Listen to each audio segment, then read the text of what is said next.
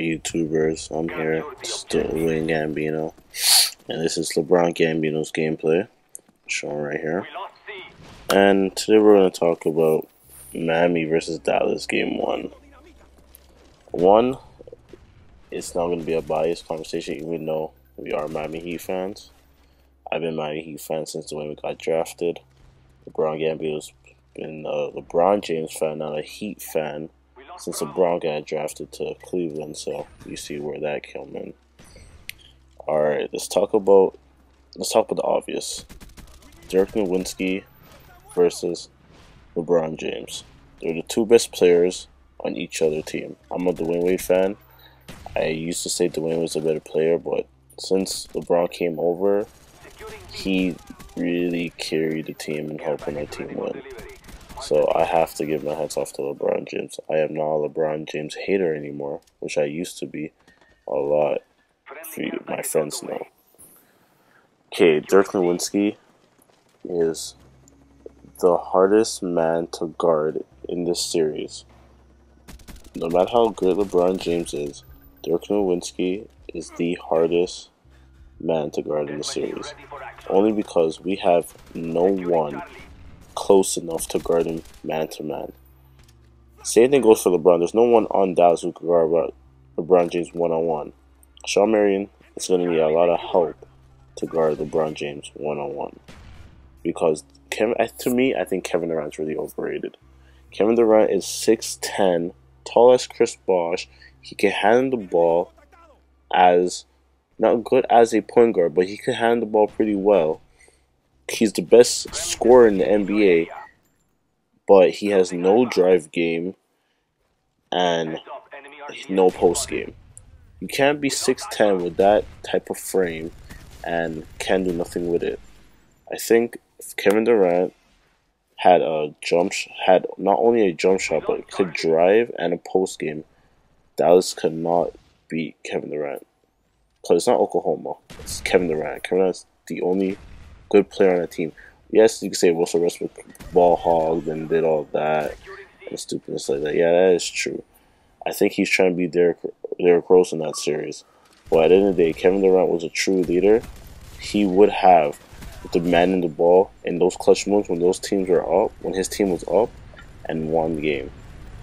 But besides this, we'll get to Miami. Dallas does not have.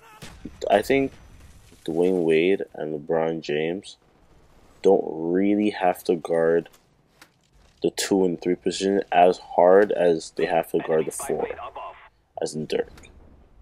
They could kind of slack off. Yeah, Dwayne Wade has to guard Jason Terry, but Jason Terry comes off the bench. See, they could kind of relax and play that soft D. It's not like it's Chicago. It's like hard, grinding, tough defense all the time. So they'll be able to play more minutes one. Yeah, they're going to get bumped a little by Tyson Chandler and get hit in the post and stuff, but they'll be more rested, if you get what I mean. LeBron James is the best defender on Miami. I'm not saying he's going to do this all the time, but I expect LeBron James to cover Dirk Nowitzki, at least in clutch moments, because LeBron James is a really smart guy. He's a high IQ in basketball, and he's the best defender in Miami. I think Dwayne Wade's going to have a breakout series because I don't think there's no one on Dallas who can guard him one-on-one. He is too fast, too skilled, and is still one of the better players in the league. Miami has, to me, the best 1 and 2 position players. Yes, it's Kobe Bryant still in the NBA, but I think Kobe Bryant is on the verge of being done, or probably is done. He's decreasing. Yeah, Kobe Bryant can still score, he can still do those things, but I still think Dwayne Wade is second. I'm being biased because Dwayne was my favorite player, so if I put under anyone, it has to be the same player on the same team. But back to the series. Dallas shooters are the scariest thing that Miami has to worry for. If those shooters get going, it's going to be an issue. So that means Mike Miller, Haslam, Chalmers, James Jones, Big Z. I expect Big Z to play. Even I expect Dan Pierre to play too against his old team. Dan Pierre and Joel Anthony. Those guys really gotta play some tough ass D. Like they don't have to play the tightest D, but they have to be in their face. Because those guys are not that fast. They're pretty, you know, movable guys off the ball. Like, just get them off the ball. Like, Kyle Korver, he's not a great defender. Those guys are not great defenders. It's a bunch of Kyle Korvers on the bench, if you know what I mean. I think Kyle Korver is still one of the better three-point shooters in the league. I'm not saying they're as good as Kyle Korver coming to the three-point shooting. But I'm saying they're not fast guys that you can't keep up with them.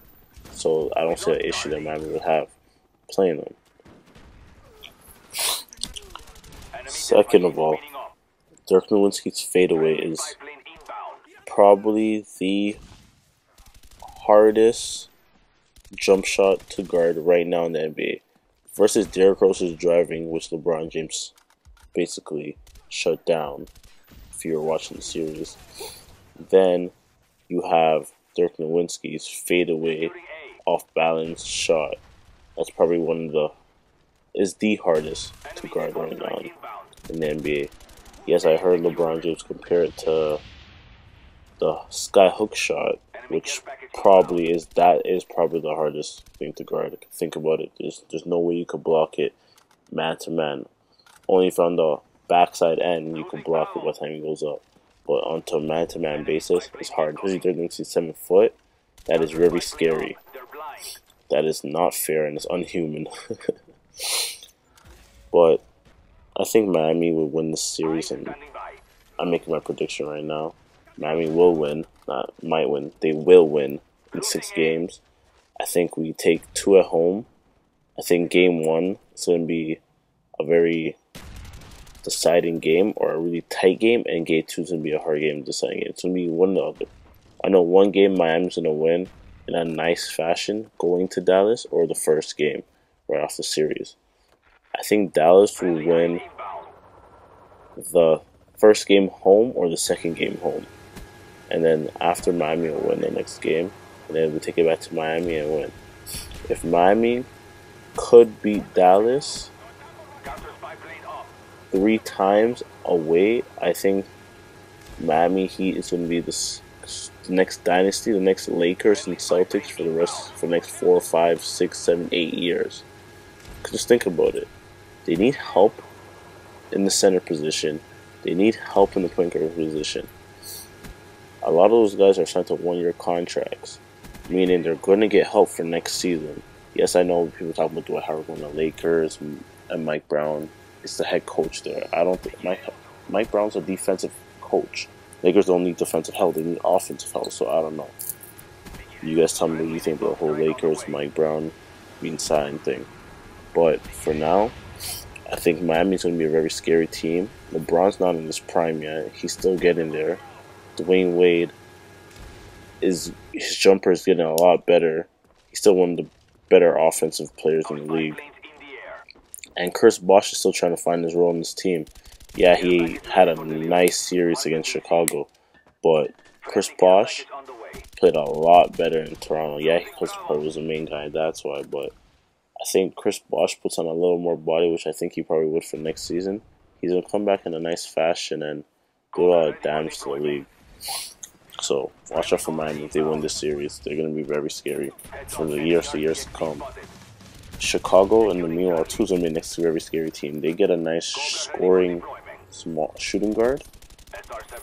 They will be a nice team in the future, too.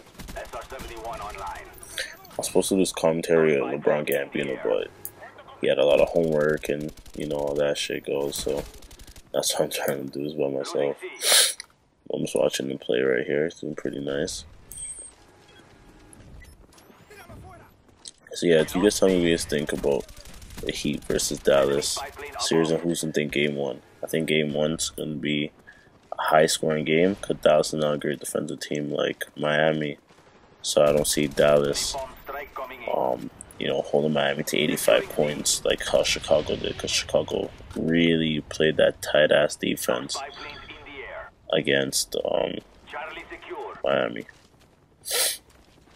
And also think too the Scottie Pippen comments about LeBron James being, or could be, he didn't say he is, he said he could be the best player. I know a lot of people are taking that out of context.